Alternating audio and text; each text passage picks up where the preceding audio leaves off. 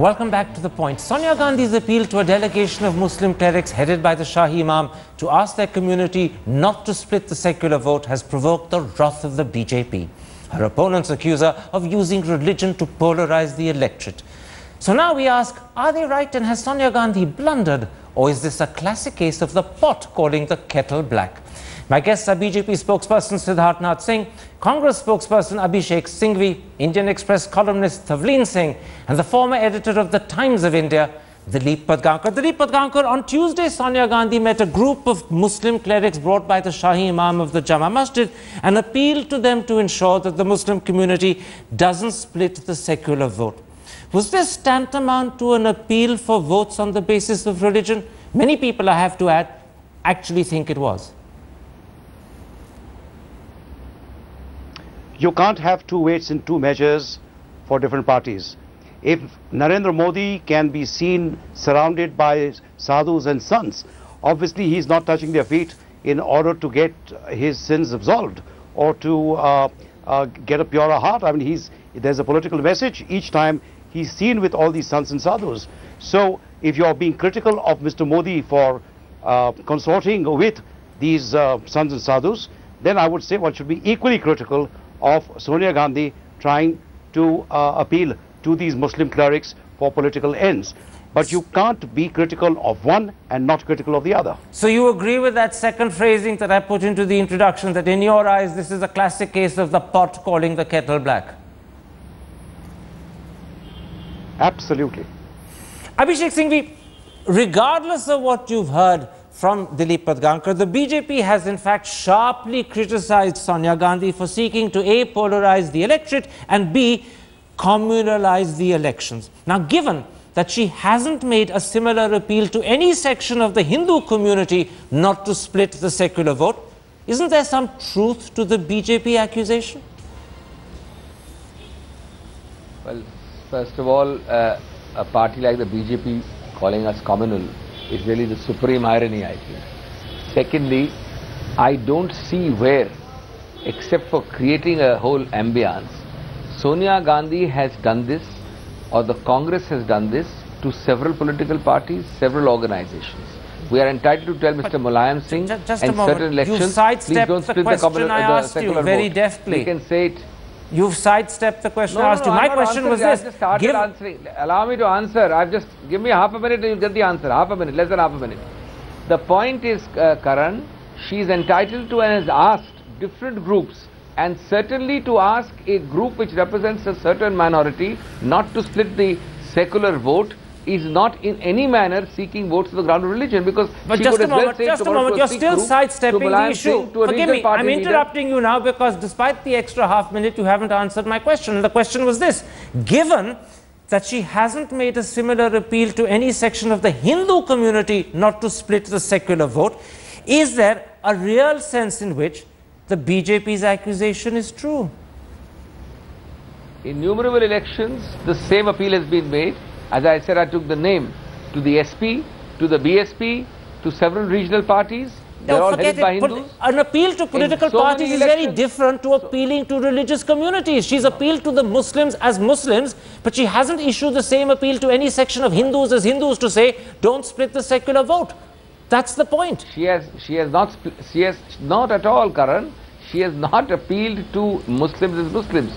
She has appealed to an organization headed by a person who led a delegation and met her to say, look, you in your delegation, I'm telling you, don't split the vote.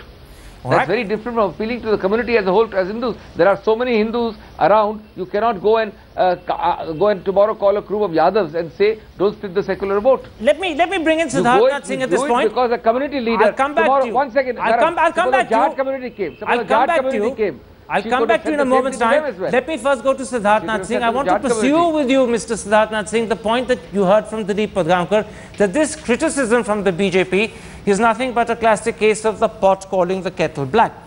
When Amit Shah in UP talks of the BJP's commitment to the Ram Mandir, or when Narendra Modi in Bihar just 24 hours ago asks Yadavs not to support a party that promotes cow slaughter and raises the fear of what he calls a pink revolution, aren't those two gentlemen also introducing religion into politics? What's the difference between what they're doing and what they accuse Sonia Gandhi of doing? Well, I think, Karan, there is a huge difference in what Sonia Gandhi has said and what Narendra Modi ji has said. There is a cow smuggling which is going on. It goes from Uttar Pradesh, Bihar through the West Bengal border to Bangladesh. We all know about it. He wasn't talking about cow smuggling, he was talking about cow slaughter. It is basically... His exact words were cow slaughter. He says the Congress gives subsidy to those who slaughter cows. That's a direct quotation. And he's clearly alluding to the Muslim community. Well, if you are over, then I'll speak. Go right ahead. Well, thank you very much. So, there is a smuggling of cow which goes, and the cows are slaughtered in Bangladesh. There is also a reality that the cows are slaughtered within the states which I have referred, and therefore in order to refer to that, that's called pink revolution, and he quoted, and it's a reality. Let's get out of this very interesting deflection about cow smuggling to Bangladesh. What about Amit Shah's repeated suggestive but nonetheless clear references to the Ram Mandir? It's the same thing, isn't it? Well, on the issue of Ram Mandir, you ask any Hindu who goes, and even Abhishek Manu Singhvi, if he goes to Ayodhya, I don't know whether he's gone, when he goes there and sees that the birthplace of Ram is covered by a shelter which is a tarpaulin, he will also feel emotional. It's one thing as a Hindu individual to be personally concerned about the Ram Mandir. It's another thing for a party to speak about it as part of a commitment that the party will fulfill. That's seeking votes on religious grounds.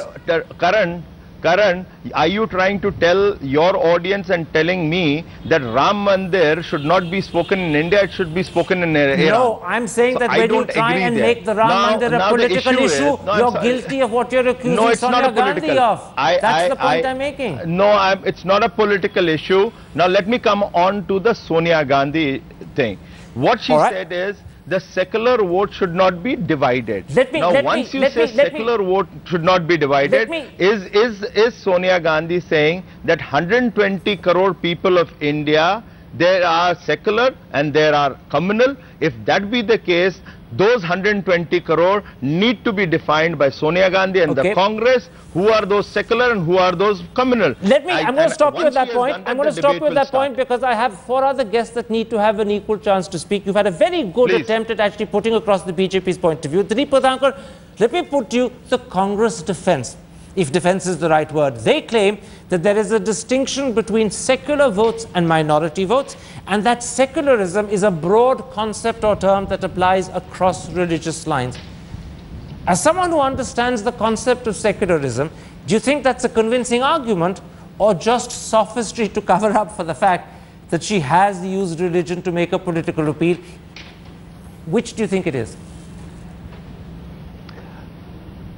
I think it is sophistry. It's such a unfortunate situation that today the word secularism has somehow been tainted, whereas in fact it is there in the preamble of the Constitution. It stands for something very special, which is Indian, which is not just a tolerance but also celebration of diversity. And you've had leaders of the BJP, for example, constantly harping on the word secularism in a very pejorative manner.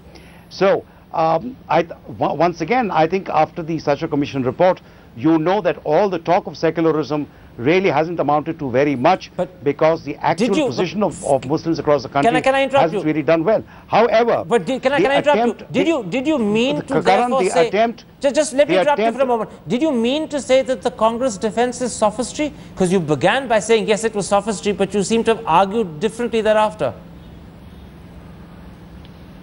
No, I'm merely saying that, unfortunately, the concept of secularism has been in many ways demoted by all sides. And you today have a situation where to call yourself secular, which means to call yourself a constitutionalist, is itself seen in a very pejorative light. So much depends really on how you use the term secular, whether it is minoritism, whether you're favoring the minorities. You're not favoring the minorities. We know that the condition of the minorities is nowhere as good. as it sometimes made out to be. You know, let me stop you there. I think you're raising a very important issue, and I'd like to bring in Tavleen Singh as well on that. Tavleen Singh, what we're questioning here is what do we mean by secular, and whether religious symbolism, appealing to religious communities to vote in a particular way, or religious pronouncements amounts to a breach of secularism and actually amounts to appealing through religion for political purposes. Now, Anand Sharma has claimed that Narendra Modi's decision to fight from Varanasi is nothing but an attempt to polarize the electorate along religious lines and to project himself in Hindutva colors. And once again, I'll add, there are many who believe that that's the sole reason why Mr. Modi wants to contest from Varanasi, to cleverly and subtly portray himself as a Hindutva champion without actually saying so. Would you agree or would you disagree? Okay, two points. One is, I think secularism is the most debased word in the Indian political dictionary at the moment. It has been debased by every one of the political parties. So you have secular riots and you have communal riots now. If they're in UP under Akhilesh Yadav, they become secular. If they're in Modi's Gujarat, they become communal. And that's very unfortunate. But to say that him standing from Banaras is an attempt to draw attention to his Hindutva thing would be a negation of his entire campaign so far, where he hasn't once mentioned a communal issue. Nothing about temples, nothing about mosques. All he has done is emphasize on governance and development, and every time he says this, the Congress party says, but what he's really doing is hiding his Hindutva agenda. So it's very puzzling that he should suddenly change, isn't it? Well, okay, that may be a fair point to make, but let me put to Abhishek Singhvi some sharper criticism, not made by the BJP as a whole, but made specifically by Arun Jaitley. He says that when Sonia Gandhi asks the Muslim community not to split the secular vote, she's indirectly imputing that the majority vote is not a secular vote. In other words, she's suggesting that Hindus who vote for the BJP are not secular. And that, in a sense, is a follow-up to my earlier question, that she has not appealed to any Hindus not to split the secular vote. That is the thinking, Karan, of people who have repeatedly used the symbols of religion and who are now teaching us lessons.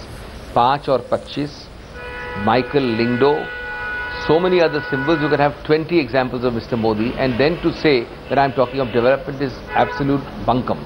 As far as the Sonia Gandhi is concerned, as I said, she can and has repeatedly used it not only for political parties, but as an appeal to any group not to divide the secular vote. I was going to give you the example of a Jat delegation which would meet her, or any other delegation. Now we all know that Hindus is an amorphous group. There is no Hindu delegation which meets her.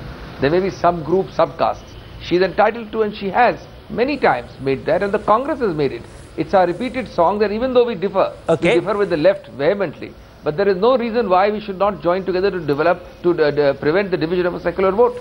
Now that, in fact, is seen in religious lines only by those people, the BJP, who see everything in religious lines. I mean, can a party, Karan, whoever speaks for it, whether Mr. Jaitley or Mr. Modi, of having the backdrop of the thoughts of bunch of thoughts by Guru Golwalkar, having the kind of symbols and language used by Modi, preach to us about religion and appeal to votes of religion? Pause and let me put the point you're making to Siddharth Nath Singh, because the truth, Siddharth Nath Singh, is that in previous elections, Mr. Modi has not just equally, but some would say rather crudely, used religion to characterize, to abuse, and to treat differently both individuals as well as the Muslim community. Do you remember James Michael Lingdo?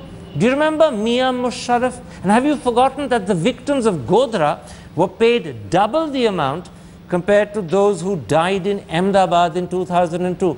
All of those were crude attempts to use religion, or to use religious identity, or to use religious characterization to differentiate, and through that to appeal. So I come back to that issue. Isn't this a case of the pot calling the kettle black? Well, I think it's, we have debated ad nauseum all these issues which were pending to 2007 elections in Gujarat and 2012 elections in Gujarat. The problem with Congress is they have nothing to offer in 2014. But in order for their own defense, they go back into the history. You've gone on to something else. No, it's not a question. No, I'm not. I'm not. I will not answer what Mr. Abhishek Manu Singhvi is saying because he doesn't have defense. But I asked the question, not Mr. Singhvi. I asked you the question. No, you referred to Mr. Singhvi's question, and that is you related to that question. Only as a way of forming a connection in the show, that's all, not more. Well, if Mia Musharraf is an insult, what does that mean? Mia Musharraf doesn't mean Mia is a kind of saying Shri or Mr. in English and Shri in Hindi. What about paying the victims of Godhra double what was paid to those who died in Ahmedabad in 2002? What about that?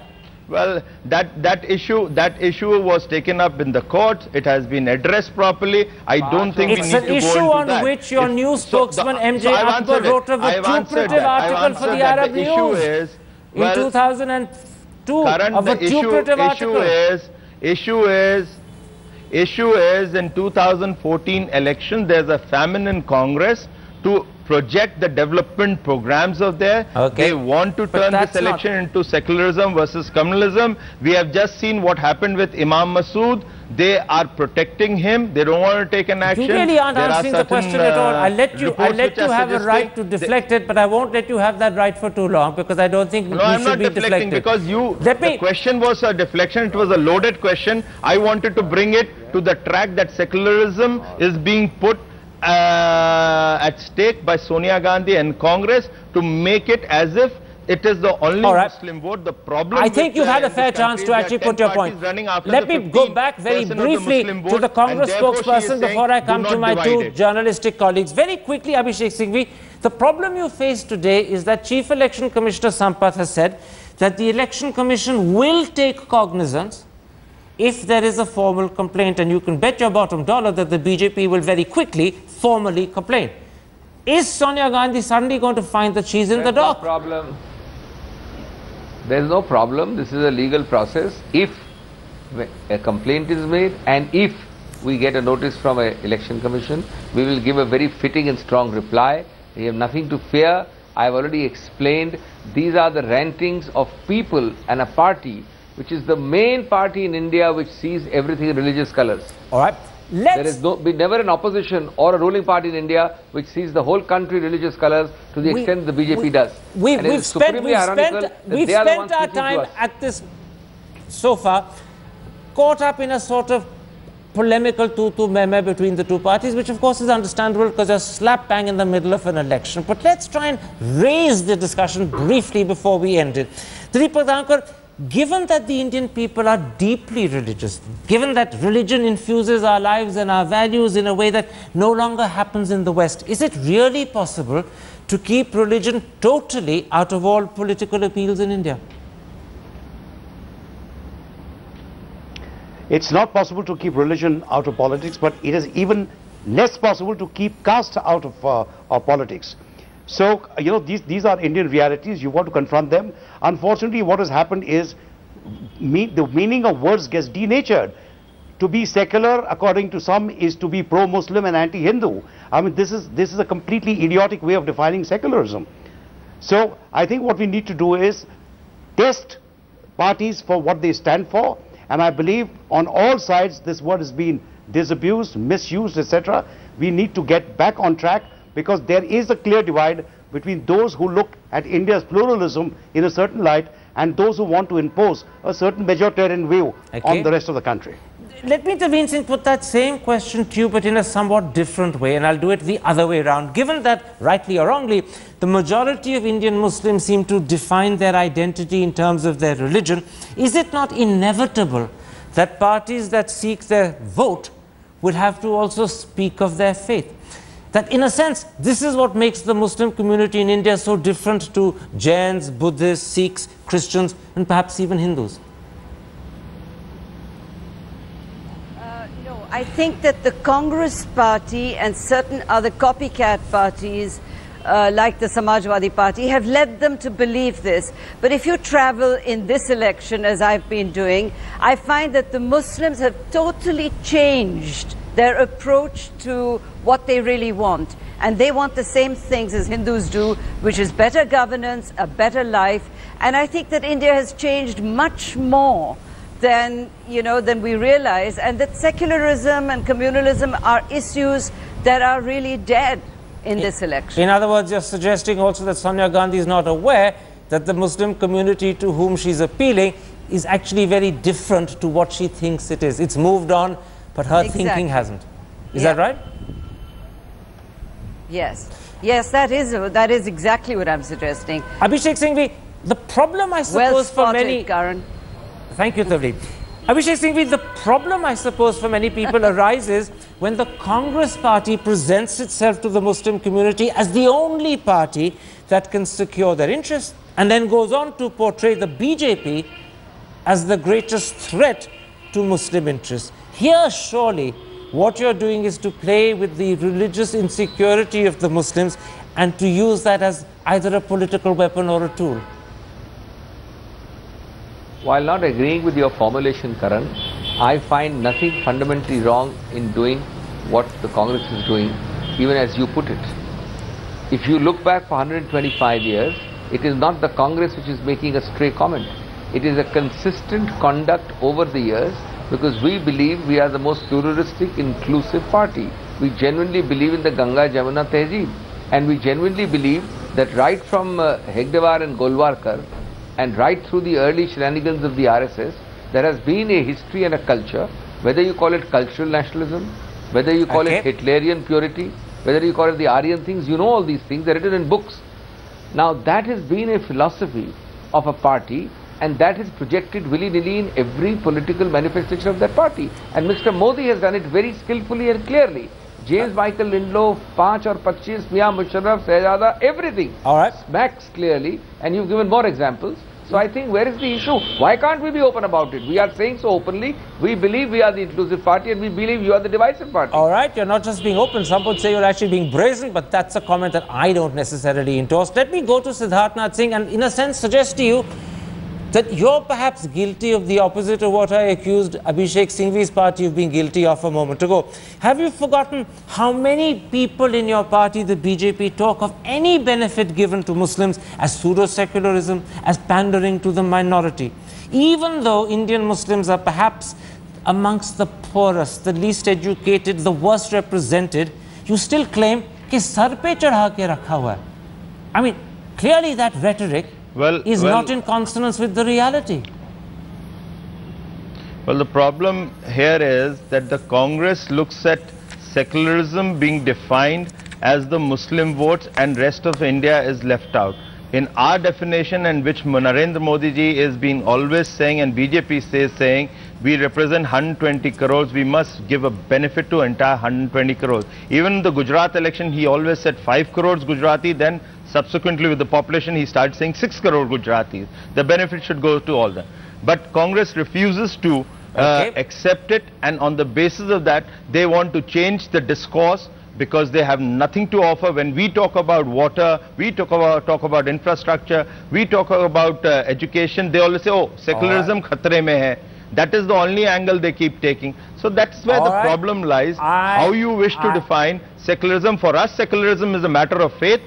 For us, the secularism means 120 crore people and their development. And I think Congress should learn this and go in this election on the basis of this. I think you've had enough time to make your point. I'm going to end this particular episode there. We call ourselves to the point, but on a subject like secularism, certainly when two parties are contending, getting them to come to the point is an impossible thing to do. My thanks to all 4 of my guests for joining me, and if you have been, thanks for watching. See you tomorrow. Goodbye. Good night.